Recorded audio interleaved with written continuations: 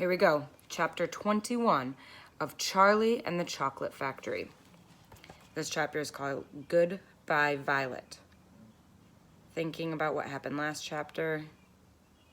Oh, the tiny stick of gum. Here we go.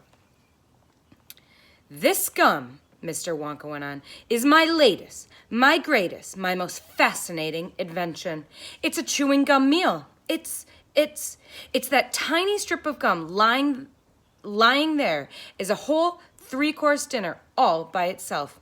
What sort of nonsense is this? Said one of the fathers. My dear sir, cried Mr. Wonka, when I start selling this gum in the shops, it will change everything. It will be the end of all kitchens and all cooking. There will be no more marketing to do. No more buying of meats and groceries. There'll be no knives and forks at mealtimes, no plates, no washing up, no garbage, no mess. Just a little strip of Wonka's magic chewing gum, and that's all you'll never need at breakfast, lunch, and dinner. This piece of gum, it just happens to be, is tomato soup, roast beef, and blueberry pie. You can have almost anything you want. What do you mean it's tomato soup, roast beef, and blueberry pie? Said Violet Beauregarde. If you were to start chewing it, said Mr. Wonka, then that is exactly what you would get on the menu. It's absolutely amazing.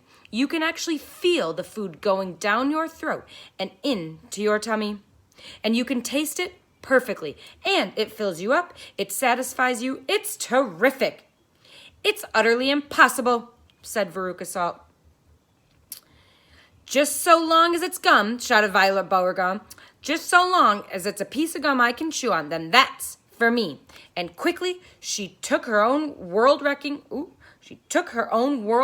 piece of chewing gum out of her mouth and stuck it behind her ear. Come on, Mr. Wonka, she said. Hand over the magic gum of yours, and we'll see if this thing works.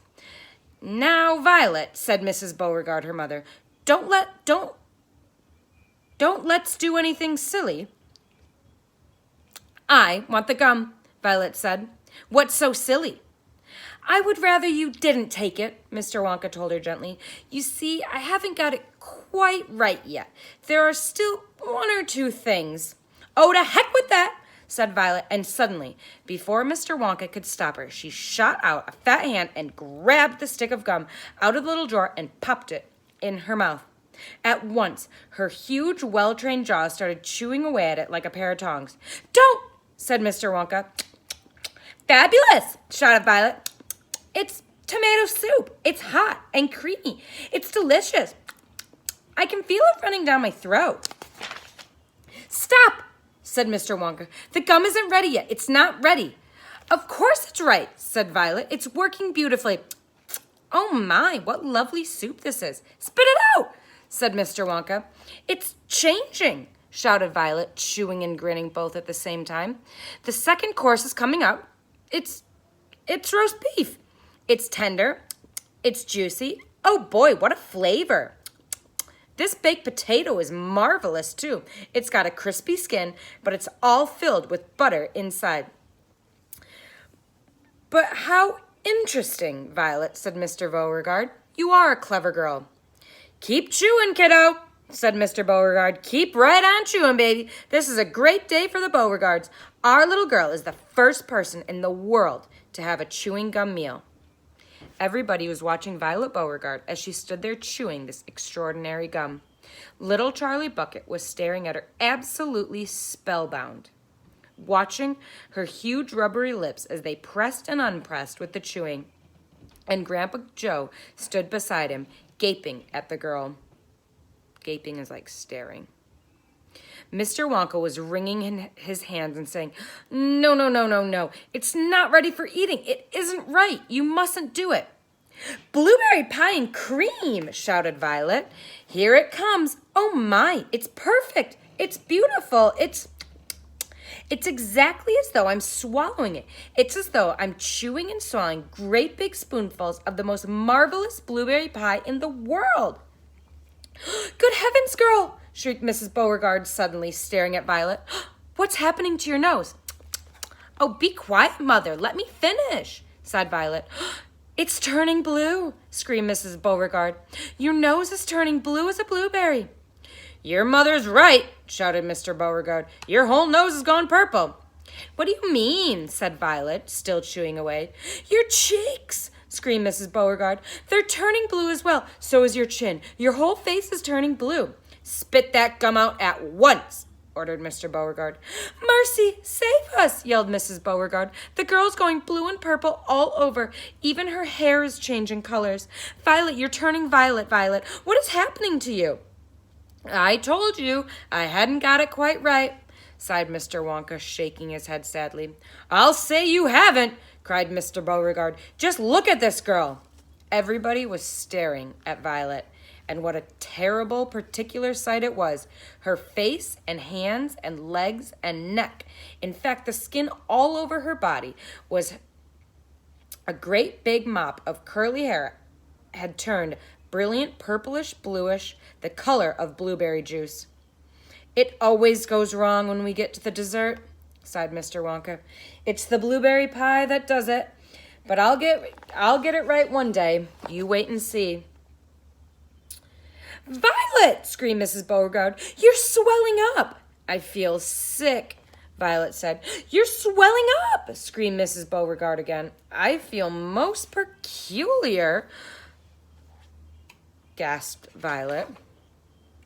I'm not surprised, said Mr. Beauregard. Good heavens, girl, screeched Mrs. Beauregard. You're blowing up like a balloon. Like a blueberry, said Mr. Wonka. Call a doctor, shouted Mr. Beauregard. Prick her with a pin, said one of the other fathers. Save her, cried Mrs. Beauregard, wringing her hands, but there was no saving her now. Her body was swelling up and changing shape at such a rate that within a minute it had turned into nothing less than an enormous round blue ball, a gigantic blueberry, in fact.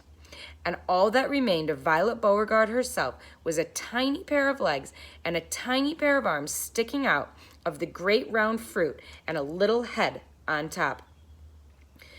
It always happens like that, sighed Mr. Wonka. I've seen it 20 times in the testing room on 20 Oompa Loompas, and every one of them finished up as a blueberry. It's most annoying. I just can't understand it. Oops, sorry. There she is, ballooning up. Kind of looks like her feet are starting to lift off up the ground, too. But I don't want a blueberry for a daughter, yelled Mrs. Beauregard. Put her back to the way she was this instant. Mr. Wonka clicked his fingers, and 10 Oompa Loompas appeared immediately at his side. Roll Mrs. Beauregard into the boat, he said to them, and take her along to the juicing room at once. The juicing room, cried Mrs. Beauregard. What are they going to do with her there? Squeeze her, said Mr. Wonka. We've got to squeeze the juice out of her immediately. After that, we'll just have to see how she comes out. But don't worry, my dear, Mrs. Beauregard. We'll get it repaired if it's the last thing we do. I am sorry about it. I really am. Already, the 10 Oompa Loompas were rolling the enormous blueberry across the floor of the inventing room toward the door that led to the chocolate river where the boat was waiting.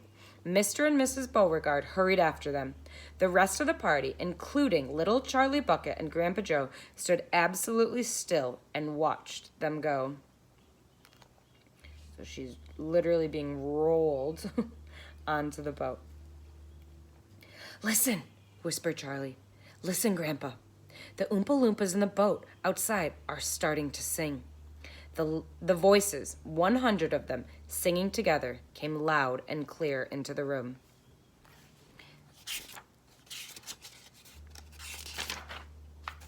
This is a very long song, so I'm going to rhyme rather than sing. Dear friends, we surely all agree there's almost nothing worse to see than some repulsive little bum who's always chewing gum. It's very near as bad as those who sit around and pick their nose. So please believe us when we say that chewing gum will never pay. This sticky habit's bound to send the chewer to a sticky end. Did any of you ever know a person called Miss Bigelow? This dreadful woman saw no wrong in chewing all day long. She chewed while bathing in the tub. She chewed while dancing at her club. She chewed in church and on the bus. It really was quite ludicrous. And when she couldn't find her gum, she'd chew up the linoleum or anything that happened near, a pair of boots, the postman's ear, or other people's underclothes, and once she chewed her boyfriend's nose. She went on chewing till at last her chewing muscles grew so vast that from her face her giant chin stuck out just like a violin. For years and years she chewed away, consuming 50 packs a day, until one summer's eve, alas, a horrid business came to pass. Miss Bigelow went late to bed. For half an hour she lay and read, chewing and chewing all the while, looking like some great clockwork crocodile. At last she put her gum away upon a special little tray and settled back and went to sleep. She managed this by counting sheep. But now how strange, although she slept, those massive jaws of hers still kept on chewing through the night, even with nothing there to bite. They were, you see, in such a groove they positively had to move. And very grim it was to hear in pitch darkness, loud and clear, the sleeping women's great big trap opening and shutting. Snap, snap, snap. Faster and faster, chop, chop, chop, the noise went on. It wouldn't stop, until at last her jaws decide to pause and open extra wide, and with the most tremendous chew, they bit the lady's tongue in two. Thereafter, just from chewing gum, Miss Bigelow was always dumb, and spent her life shut up in some disgusting sanatorium. And that is why we'll try so hard to save Miss Violet Beauregard from suffering an equal fate. She's still quite young. It's not too late. Provided she survives the cure, we hope she does. We can't be sure. There's Violet Beauregard again. You can see her little legs up here. I think her head, and they're Oompa Loompas. Okay. That's the end of the chapter. The next chapter we're on is 22, Along the Corridor. See you tomorrow.